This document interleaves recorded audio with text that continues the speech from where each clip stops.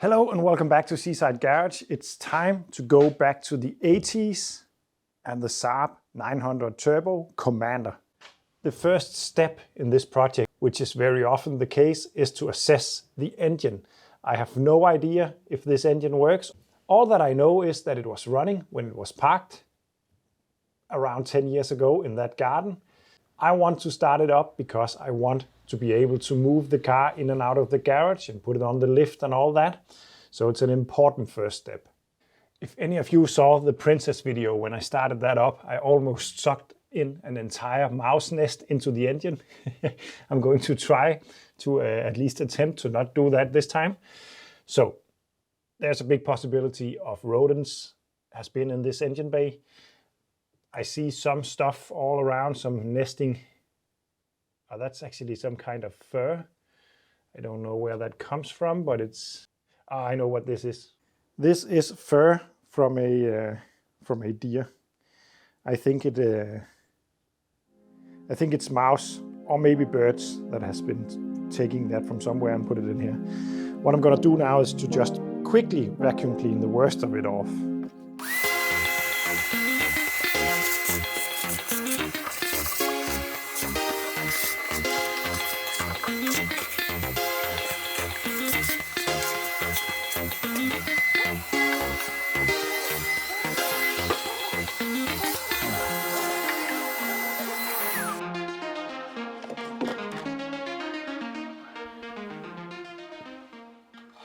Then I'm going to remove the spark plugs. Oh, that was easy.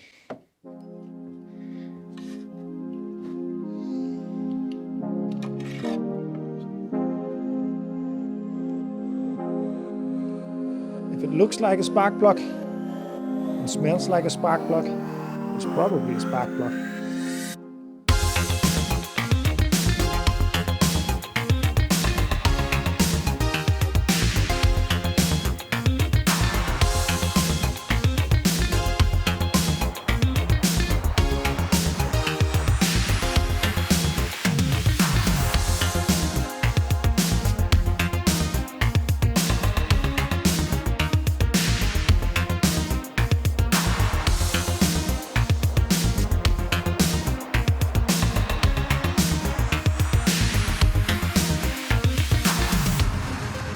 So far, so good.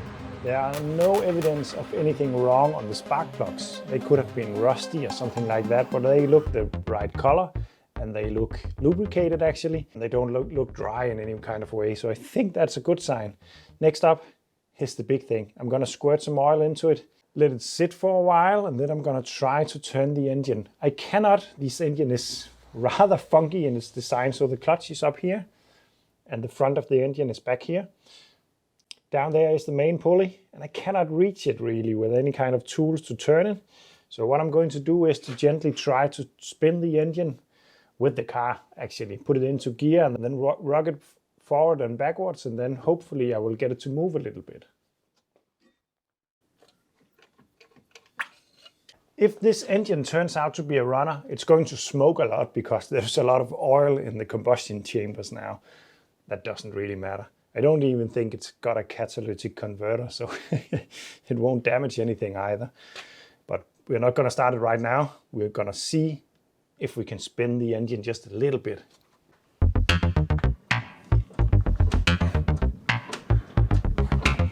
Oh yeah! It's not stuck. It moved. Something made a pretty nasty sound, but I'm pretty sure it's the pulley belt for the water pump down there that looks a bit flaky. Let's try it a bit more.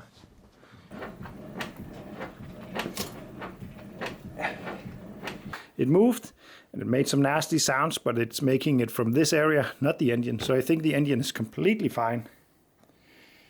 At least not stuck. But either way, I would like to spin the engine one entire revolution before attempting anything with the starter engine. And I'm not going to start the engine either before I have spun it a couple of times with fresh oil and all that, without spark plugs still. But so far, so good. This is very, very nice because this car's been under a tarp in a garden for maybe 10 years. That's really dangerous for engines. Lucky for me, this has around 350,000 kilometers on the clock, so the tolerances is not really tight, because a tight engine would most likely have ceased completely from that experience. Next step is to attach a battery and see what happens, what comes to life, what catches fire and all that. But I have one worry, that is a Saab 900 and a lot of other Saabs got the key down here at the gearbox or at the gear selector and the handbrake. A Saab is supposed to be in reverse to take the key out, but when I got this car, the key was not in it and it was in neutral. So something is wrong with that. That couldn't, maybe the mechanism is just broken. But another thing, when I turn the engine, I feel no resistance and the key does not pop back when you go to the start position. So I have a feeling that when I connect a battery, the engine, the starter motor will just start to spin because I think it's engaged. So I'm going to do it really carefully.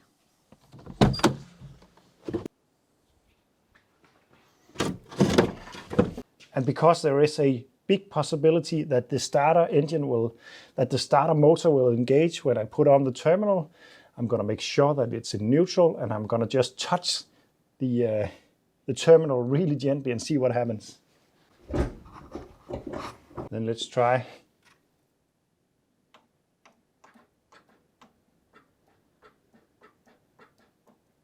Something is clicking in the interior, but the starter engine doesn't seem to engage. Now it's really important to look for smoke. There is definitely something wrong. After a bit of troubleshooting, I removed the cover down here and I found out that the key is not connected to the barrel down there. But through the hole in the side with the pick, I have managed to actually put it into ignition, but I cannot turn it all the way to engage the starter, but I can put it into ignition. And then I have wired up my remote homemade starter to the starter down there, which is in a really difficult position to get at, but I managed. And now I should be able to use the remote starter to engage the starter and the pick in there to put it into ignition. So let's try to put power on. I hear a couple of clicks and the light turned on. The click you could hear is from the APC valve. I remember that sound. So now we should be able to start it up with this. Not start it up, but turn the engine over with this. When we go to try to start it up, I need to have a plan to shut it down because, of course, I could just pull the terminal off, but I won't be able to turn it off with the key at least. But now let's try to turn the engine over if it works. Just with a little push to begin with. Oh! Something happened. Let's try for real.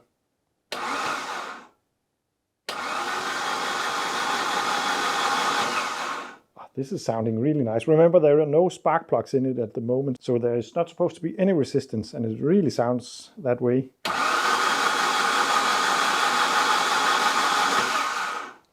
Not bad.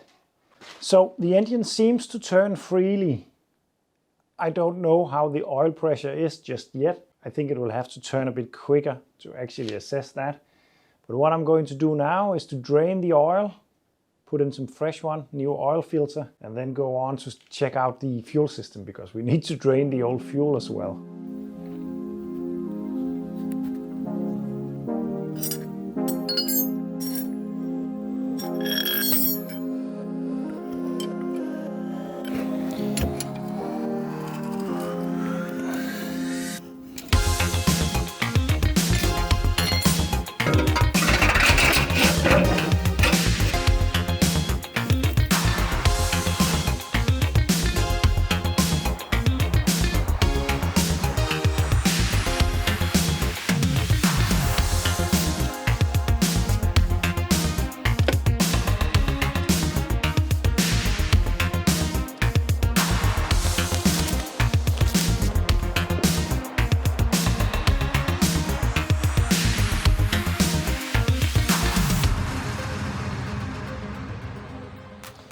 Next up, I wanted to drain the fuel from the tank because it's old. What I wanted to do was just to bridge the fuel pump relay. I could do that with a wire, or I can do it with my power probe like this. But the problem is that nothing is happening.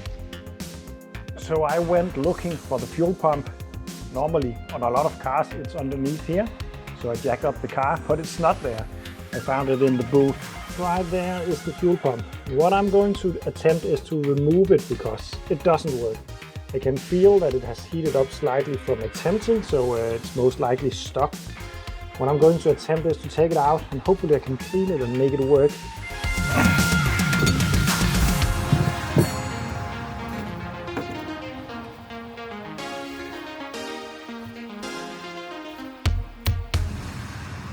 And very Saab-like, there is a plug you can remove and then access the hose clamp through that one with a flexi piece. That's nice. That's the kind of details that I really like about Saabs. I will show you a lot more of them along the way. I can tell you that it is smelling pretty bad, but it's not as bad as the Princess actually. When I got that, or the Mahari for that matter. But we should be able to take it up now.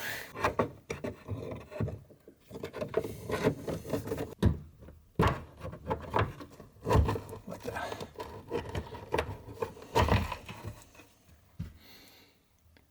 Oh no.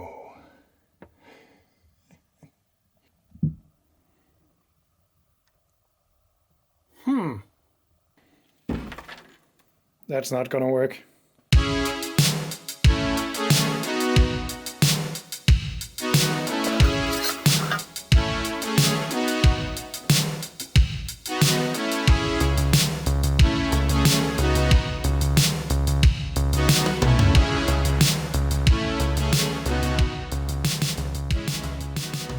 It's actually been a couple of days since I took out the fuel pump and discovered that mess down there and the completely dissolved and not working and completely seized fuel pump.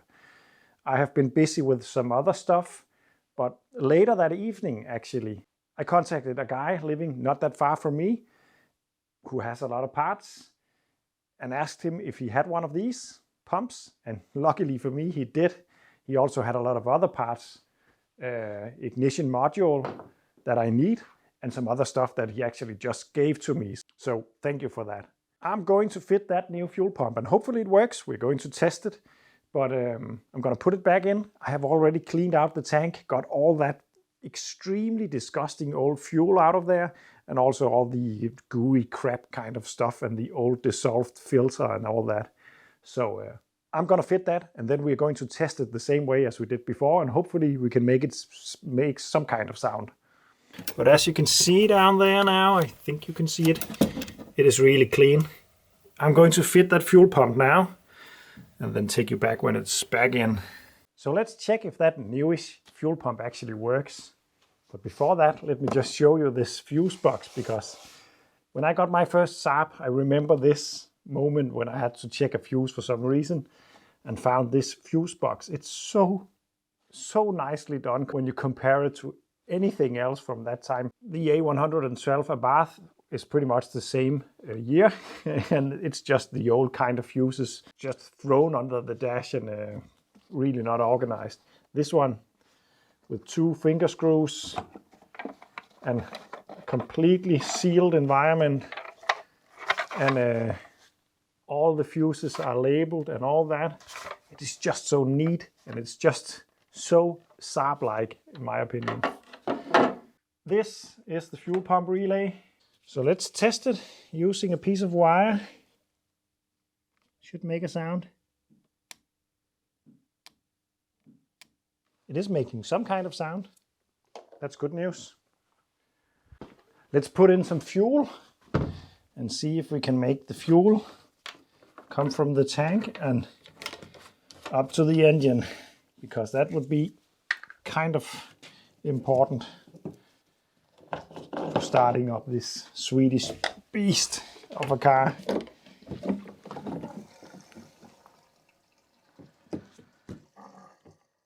So we're getting rather close to actually doing a startup attempt. But what I want to do now is to take off this pipe and then take this off so I can check the and look down into the air filter to make sure that it's not full of corn and all that I have tried before with the Princess. So just to make sure that's not the case, I'm just going to take off this and see how that is faring. There's nothing inside of this at least. That's good.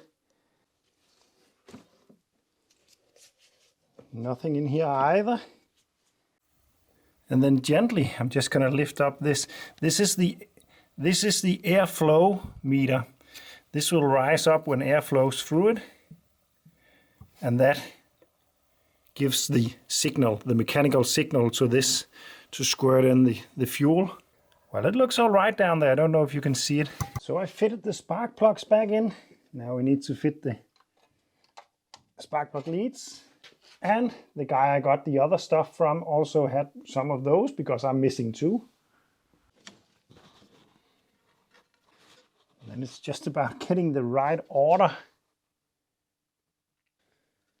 Like that. I am getting ready to attempt to start this up for the first time. Maybe it's not a good idea to have a screwdriver lying there. But I just want to mention that I could do a million more things before I started up. I have just checked that there is water in the system. There is, but it would be good to flush it, of course, but I'm not going to run for long if it starts. Well, let's just try it out. I don't think it will start the first time because I don't think fuel is all the way up to the injectors just yet. But let's try.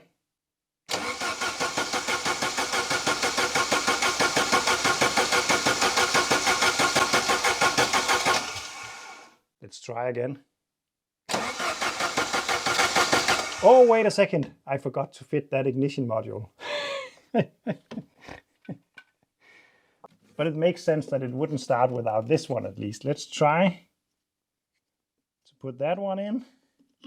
So even though this is going to be the third attempt, I'm going to say this is the first attempt because there was no chance for this engine to run without an ignition module connected.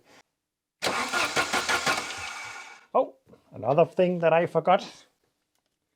I saw the sparks, which means that the ignition system is working now because I forgot to connect the wire going from the ignition coil to the new cap that I just fitted. So, good news. There is spark, just not inside the cylinders just yet, but it will be there.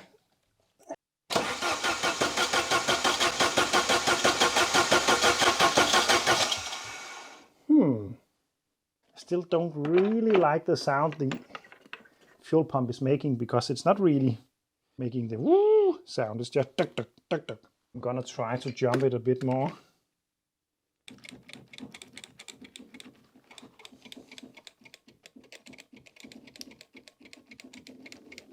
Oh, it started making the right sound. I think I have made it work. Let's try again. Maybe you can hear it. Oh! That's a pumping sound. Ah, we are getting fuel up here. How nice is this? Oh, I'm just going to tighten it up really quickly. And this is a classic mistake from me. I'm always so stoked on trying to start up an engine or something else for that matter, that I tend to just hurry up a bit too much. I should have checked the fuel pump if it was working and getting it to work. If it wasn't working, it seems to have just been a little bit stuck, maybe due to old fuel that solidifies and goes like glue or lacquer or something like that and keeps the impeller, or however that system is working. Now it seems to work. Oh, it's working. We got fuel up here. So the clever thing would be to be a bit more methodical and take it a bit more slow and check stuff like that before putting it in. But I'm doing this for fun, and I think this kind of way that I'm doing it is the most fun. So yeah, I know this is not going to be the first attempt, but I'm gonna call it first attempt anyway because it didn't have any fuel. So let's let's try. Ignition on.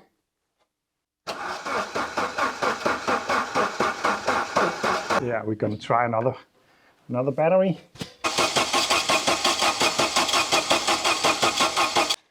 I have decided to try to give it a little bit of a helping hand.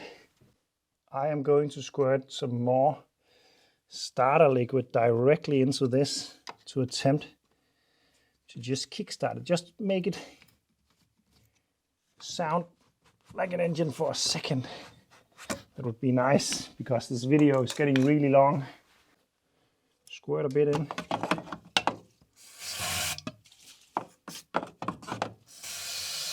Like that. And then attempt again. See what happens. Oh yeah! Oh yeah! That sounded really nice. I know it was just for 1 second. The fueling system is not delivering any fuel at the moment.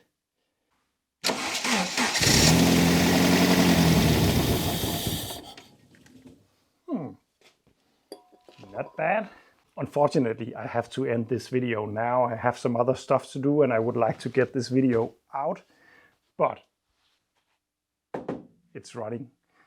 It's not running as it is supposed to. A part of me would just like to keep on running it on starter fluid because it's so nice to hear an engine start up for the first time in so many years, but it's not good for the piston rings. It needs to run on fuel. Of course, I could pour some fuel in instead of it, but I need that injection system to work. I need to figure out how it works, and I still am pretty sure that it's just clogged with old fuel and can't really get started. So I think it would just need maybe just a clean. Most important bit is we now know that the engine should be able to run. It sounds pretty healthy from the few seconds that we can hear it start up on the fluid. So I'm really positive about this one. Yeah, thank you for watching. Remember, you can support me on Patreon. There's a link down in the description. Anyway, thank you for watching and see you in the next one.